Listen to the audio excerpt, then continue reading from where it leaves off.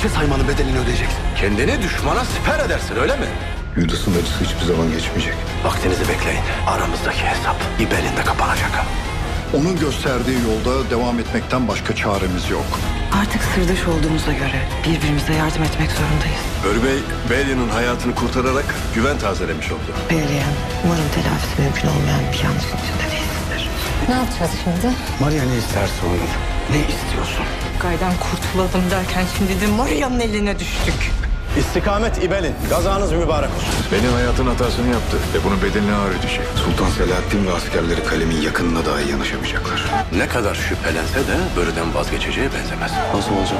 Olacakları izle. Beyliğin bana kol kanat geldi. Onu asla yalnız bırakma. Allah kahretsin. Kapan da kursan, kuyu da kazsan elimden kurtulamayacaksın Belin.